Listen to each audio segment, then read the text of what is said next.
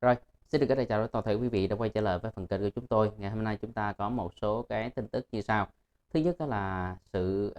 được trả tự do. Canada đã trả tự do cho cái bà mà Mạnh Vãn Chu,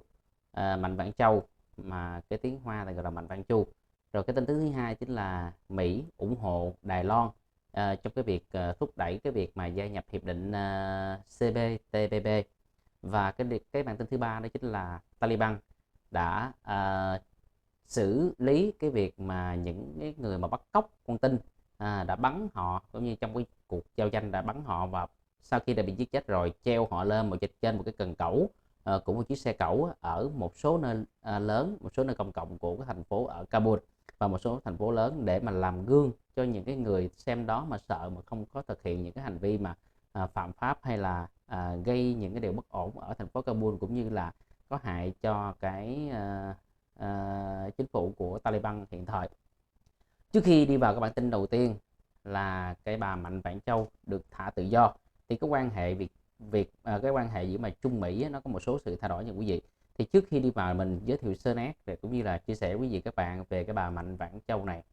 Bà Mạnh Vãn Châu thì được giới truyền thông gọi bà là bà công chúa của công ty Huawei, bởi vì bà là con của ông Nhậm Chính Phi, mà Nhậm Chính Phi là chủ tịch tập đoàn của công ty Huawei, một trong những cái công ty mà công nghệ kỹ thuật, những công ty với nền tảng công nghệ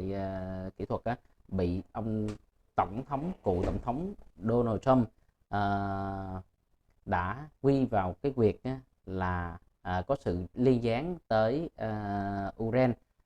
và vi phạm cái lệnh trừng phạt của tổng thống Donald Trump, vi phạm cái lệnh trừng phạt của Mỹ đối với Ukraine, và một số cái vấn đề khác nữa liên quan tới vấn đề công ty công nghệ của bà. Thì bà Mạnh Vãn Châu cho đến ngày hôm nay thì kéo dài, cũng như là đã dự một phiên tòa đầu tiên rồi, và sau đó Mỹ lại yêu cầu chính phủ Canada dẫn độ bà Mạnh Vãn Châu về Hoa Kỳ, lúc đó khi mà cựu tổng thống Donald Trump còn đương nhiệm. Nhưng mà bây giờ sau cái thời điểm này thì tổng thống Joe Biden đã là đương nhiệm rồi, đảng Dân Chủ lên nắm chính quyền các bạn ha. Tại Hoa Kỳ thì có sự thay đổi lớn như vậy khi mà cái bà Mạnh Vãn Châu thì được thả tự do sau một cái vụ phiên tòa tại Canada, thì bà được thả tự do ngay lập tức, không biết có sự trao đổi hay là ngoại giao như thế nào, nhưng mà bên phía Canada thực hiện cái công việc là thả bà, và Mỹ đang cố gắng buộc tội bà vào một số cái hành vi, một số cái chứng cứ là chứng nhận bà là vi phạm những cái điều mà lệ của quốc tế và những cái lệnh cấm của Hoa Kỳ, nhằm dẫn độ bà về nước Mỹ. Nhưng mà cuối cùng thì cũng không có được luôn, không có thực hiện điều đó được. Rồi sau khi mà bà Mạnh Vãn Châu là lên chuyến máy bay phi cơ của Air China đó, thì ngay lập tức phía chính phủ Trung Quốc cũng thả hai người bị bắt ở Trung Quốc, đó là công dân Canada nha quý vị, bị bắt ở Trung Quốc và được thả ra liền ngay tức khắc luôn. Thì đó cho ta thấy một điều như thế này, cái vấn đề ngoại giao của Trung Quốc đối với Canada, thì theo như bản thân tôi nghĩ như thế này. Trong cái câu chuyện này, thời điểm mà ông Donald Trump còn thì quyền lực của nước Mỹ phải nói là rất là mạnh, và ông rất là cứng rắn trong cái chuyện mà thực hiện cái việc mà xác nhận một điều là cái bà Mạnh Vãn Chu như là công ty Huawei này thực hiện những cái hành vi liên quan tới vấn đề tài chính, là liên quan đến những cái ngân hàng ở bên Ukraine đó, rồi rửa tiền hay là như thế nào đó, hoặc là có những cái vấn đề mà liên quan tới vấn đề mà cái chuyện mà bà này, cái công ty của bà này, bà vi phạm vào cái lệnh có liên quan tới cái câu chuyện là vi phạm cái lệnh trừng phạt của Hoa Kỳ đối với Ukraine, thì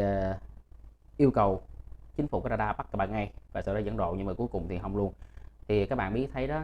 sau cái cuộc điện đàm của cái tổng thống Joe Biden với Tập Cận Bình, thì ngay sau đó một vài ngày cái phiên tòa được diễn ra, và bà Mạnh Vãn Châu được thả ngay lập tức. Điều đó chứng tỏ một điều rằng cái tiếng nói của Trung Quốc bắt đầu là mạnh dần lên. Điều này cũng là đồng nghĩa với một việc là cái vấn đề mà sức mạnh của Hoa Kỳ nó dần như nó giảm đi trên thương trường quốc tế. Nó chứng minh qua cái câu chuyện bà Mạnh Vãn Châu được thả tự do như này. Các bạn biết không, trong mấy ngày hôm nay khi mà cái thông tin được đưa lên bà Mạnh Vãn Châu được thả tự do vậy mà Mỹ không thể can thiệp bằng cách là kêu gọi Canada để mà đưa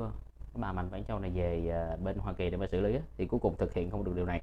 Thì những cái nhà báo, những cái nhà nghiên cứu chính trị, những cái người mà theo cái phe Cộng hòa, người ta phản ứng rất là dữ dội. Người ta cho rằng cái chính quyền Joe Biden này rất là nhu nhược, rất là mạc nhược. Họ không có tiếng nói, hay thậm chí là họ không có bất kỳ một cái hành động nào để mà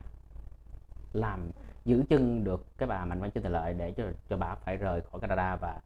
thoát khỏi cái gọng kìm của Hoa Kỳ. Mà các bạn biết không, để mà sau đó là theo như cái luật mà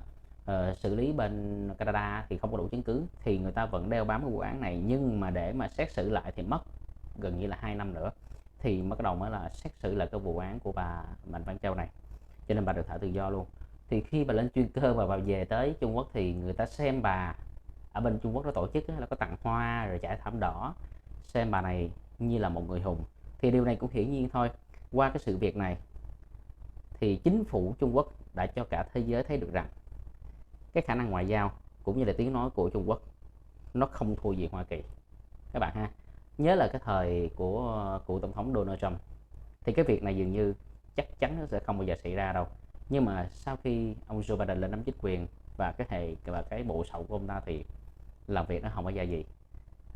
thì cho các bạn biết, chia sẻ các bạn sơ lược như thế một số cái chi tiết liên quan tới cái tin mà bà Mạnh Vãn Châu được thả tự do. Ok, và ngay sau đây xin mời tất cả quý vị đi vào nội dung chi tiết cùng với mình nhé. Viễn cảnh quan hệ Mỹ-Trung. Sau khi giám đốc Huawei được